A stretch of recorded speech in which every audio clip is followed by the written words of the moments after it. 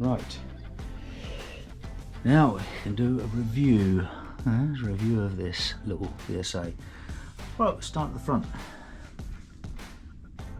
These were taken off during the 70s, I think, because they were perceived quite rightly as a bit of a health hazard. And many people in the classic market now put them back on. The bike at the front runs 18-inch tubed spoked, as you can see, wheels. 8-inch drum. I believe the C15's had a 6-inch drum, so it's slightly larger. The usual sort of telescopic forks and the fare that those offer. This one's on Dunlop K82 tyres, which wouldn't replace them with the same. It's the profile of them is a little bit sharp. The front's okay, but it's the same on the rear. They're interchangeable tyres. One point's one way, one point's the other way. So that's neither here nor there really. So I say tubed. This little badge here, if it focuses in, it says Faulkner and Son of Oxford. They are the supplying dealer. 6-volt electrics. All we've got in terms of instrumentation is an ammeter and a speedo with a trip counter. Lights, in actual fact I've got to put a bulb in, so they're somewhat yellow, as you can see. It's got a main, dip, and doesn't make a lot of difference, so you wouldn't want to really be going too far at night. So the 6-volt electrics seem to be pretty strong in terms of the rear lights. Got a nice and bright rear light. Front forks, obviously these are shrouded on this, and as you can see from a little bit of grease there, I've done the headstock. We've currently got this off at the moment simply because I'm trying to get some oil down the clutch cable. It's a bit of a, the cable's a bit bulky. It's a new cable, but it's just not very good. As you'll see here, we've got something called a valve lifter. Really, it just lets the compression go so you can get it on an easy start. No sort of you can do without it, but to be honest, it is a little bit heavy, so that just makes life a lot easier for starting it. Electrical, come back to electrical stuff. Well, we've got a horn there. In terms of choke, or it's just a valve slide which shuts the air off, and perversely, when it's relaxed, it's fully engaged, and when the spring's tight, it's fully open. The clutch, as I say, is quite heavy on them. It's relatively heavy.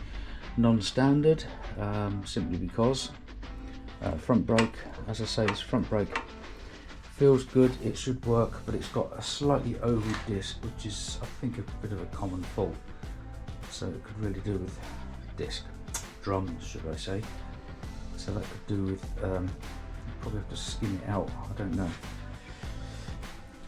Fuel tank, I don't know how many litres it carries, and I'll do a check on that. Not altogether sure. From the off, this particular bike would not have had a roundel or a flash on it. Although it's a BSA B40 Star, it probably should have been red, but normally when it came it would not have had this on it, and it would have had AFS painted in red lettering there, Auxiliary Fire Service. So it was a civilian defence model. It's exactly the same as a normal B40, with the exception, of course, of the rack, which you see there. I believe it would have had some sort of fire extinguisher fitted if it had ever gone into service, because it was part of a consignment for the Ministry of Defence, who were preparing for the war to end all wars, and the belief that these things would be buzzing about, I'll say putting out fires, but communications and whatever. Bearing in mind this is 1965, there would be far better things in the Japanese market, far more reliable, I guess. 6-volt battery lives in there, as you can see. That's the decal, BSA Motor Company, Birmingham small arms. One of the things that's plagued me in the bike really is in here. You'll see, you can't quite see it, there is, it might have snapped off even. Yeah, it's probably snapped off. There is something called, that's a bit of grease, it's a chain oiling system which basically throws a bit of oil out of the primary drive onto the chain. The problem with it is it throws a lot of oil out onto the primary drive, probably empty it in the fullness of time. That needs a little bit of attention as part of my jobs to do. Obviously an encased chain, what it is, it's a fairly small chain to be honest, almost bicycle like. Side stand. Again, because it was a consignment to the ministry, would not have had a footrest on there. I've put those on. The rack bolts firmly to that. Rear brake, it's rod action. As you can see, we've got oil everywhere. Rod action rear brake, which actually is on a classic bike of this nature, is pretty much the go-to brake. The front brakes were really engineered not to be too powerful. Rear, there should be a toolkit in there, which I've never had, of course. Seat's not removable. Well, it is removable, sorry, but it's not a modern flip-up seat. As you can see in there, there's the coil. And our engine is just a basic power plant from the C-series motorcycles.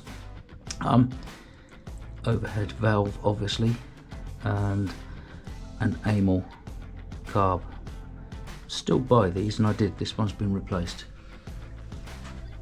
I don't know the compression ratio. I'll look it up and add something to it. This being the 1965 is later because the coil, the points are in there, whereas previously they would have been on that sort of like a distributor style points. Obviously kickstart, and there's your ignition point and your oil tank. That's pretty much it. Gears on this one are conventional. The earlier ones, of course, were upside down. This one is 1 down, 3 up. Early models, I think my cousin's got a C11G maybe, which is 1 up, 3 down. Confusion to your enemies. And of course, bear in mind when you ride them, it's the wrong way around. Modern machine will be gear stick this side. Frame's a fairly simple affair, it's a single spar frame. It's built quite heavy, and now if you read anything about these, they say they're about 165, 175 kilos fully fueled. I would dispute that. I think they're a bit heavier than that. And back in the day, manufacturers lied through their teeth if they don't now. The racks. Now these racks are common to this particular variant. What they call the WD ones, War Department ones, were more off-road biased, but they did have a rack, but a slightly shorter rack. These racks are quite large, and they will take a 45 gallon drum, sorry, 45 gallon, a jerry can, of which you can see there is one there.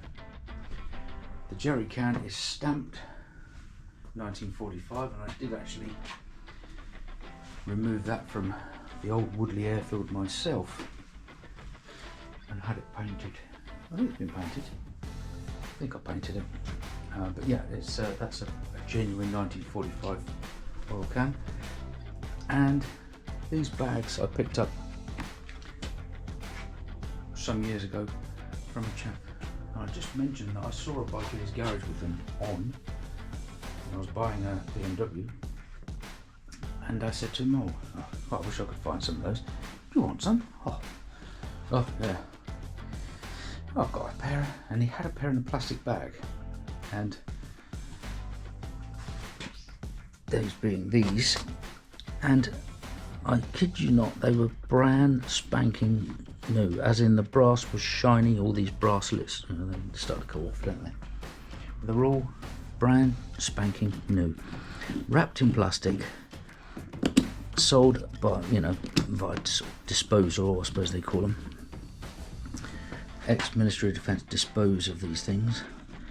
they order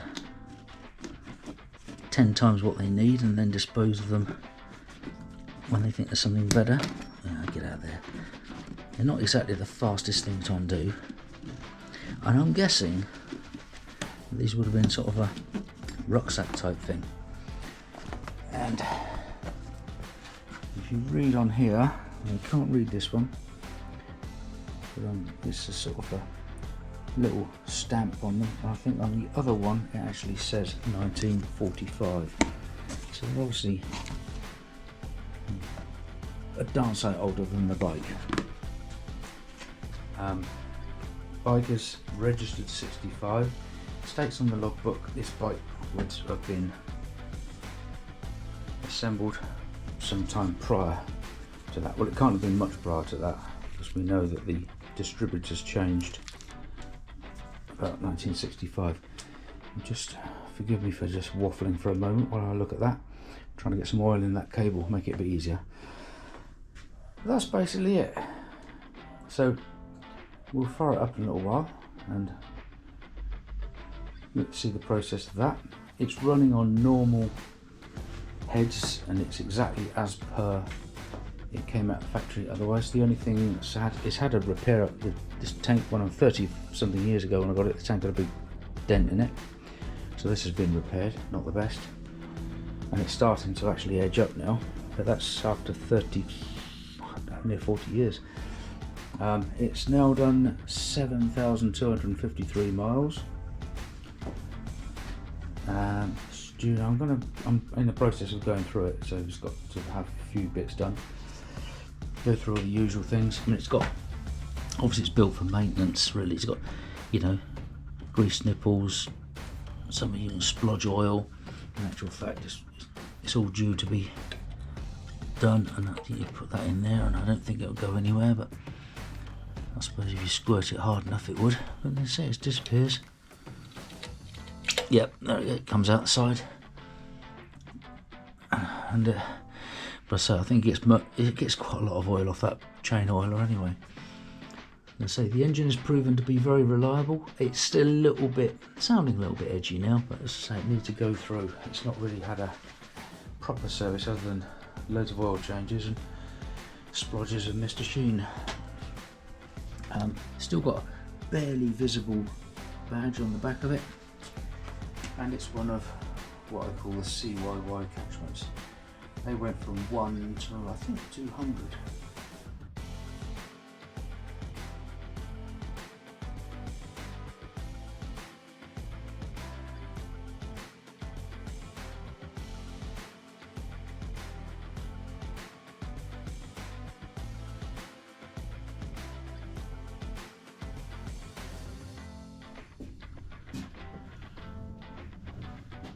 Right, I've had a week of strife with all the bikes actually. MOT on the Triumph, service on the Triumph, that was easy, that was done, that was no problem. The Honda threw a problem which turned out after much trying to diagnose it with a multimeter didn't really work, but it was the clutch switch. I thought it was the solenoid, even possibly the diode, all of which proved to be okay, and there was a clutch switch, but also I thought I'd simply do the tappets on this. Wouldn't take me too long, would it? No. And I've not got the bit actually, but the actual tappet, somebody had done it up so tight, really it was like I literally had a socket the brake bar to undo the tappet, and they'd stretched the bolt on the actual thread, so I had to get a couple of new threads for that. So I've just done the tappets on this with the new harps that I ordered, and we're going to give it a start up. So let's go through the process. Fuel on, which is the other side, of course.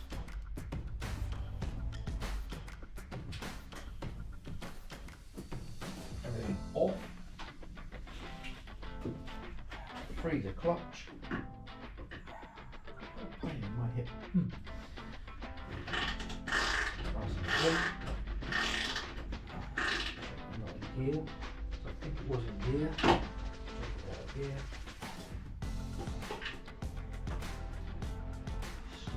Right.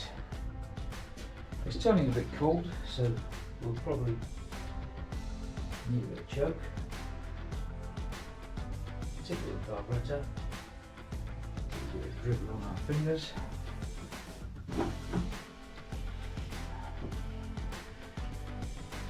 So we'll give it some choke. On this one, I'm sure you could go over if you want to, but it's easier just to get it where you want it to be with a valve lifter.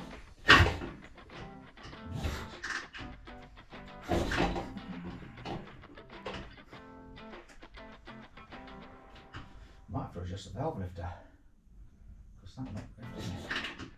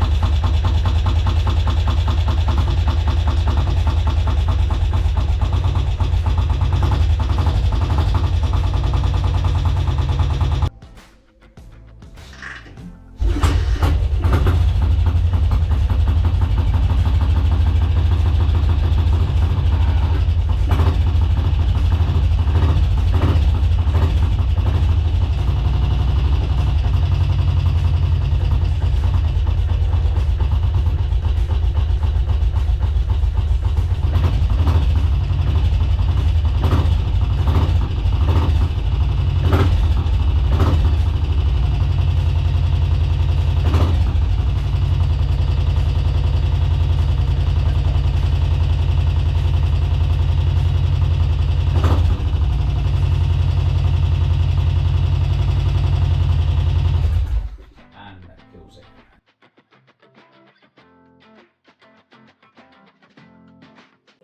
it.